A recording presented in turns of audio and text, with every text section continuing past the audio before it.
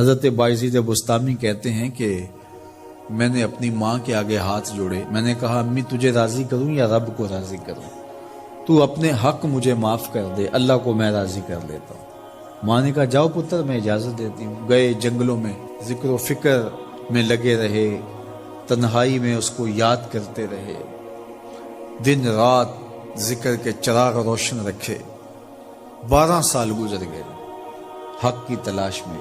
ایک دن واپس بستام کے قریب سے گزر رہے تھے، خیال آیا چلتے چلتے ماں کو سلام کر جاؤں۔ دروازے کو دستک دینے لگے تو اس خیال نے ہاتھ روک لیا کہ ساری زندگی ماں کو سکھ تو دیا کوئی نہیں، اب دکھ بھی کیوں دینے لگے ہو؟ رات کا ایک پہر بیت گیا ہے، سردیوں کی لمبی رات ہے، ماں بستر میں لیٹی ہوگی، تیرے لیے اٹھے گی، دروازہ کھولے گی۔ دروازے کے ساتھ ہی لگ کے بیٹھ گئے اور ساری رات کاٹ دی، اس خیال سے کہ ماں کو تکلیف نہ ہو۔ جب سحری کا وقت ہوا تو اندر سے جو نالی آتی تھی اس نالی سے پانی آیا، سمجھ گئے میری ماں تہجد کے لیے اٹھی ہے اور وضو کا پانی ہے، تو فوراً دروازے پہ دستک دی۔ اندر سے آواز آئی بیٹا بایزید میں ابھی آئی۔ مائیں بیٹوں کے دستک کے انداز سے جان لیتی ہیں یہ کس بیٹے کے ہاتھوں کا لمس ہے۔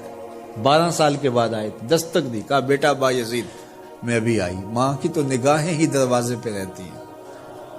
اللہ اکبر۔ کہتے ہیں کہ ماں نے دروازہ کھولا، 12 سال جنگلوں کی خاک چھانتے بیت گئی تھی، پراگندہ صورت، بکھرے ہوئے بال، پھٹے ہوئے کپڑے۔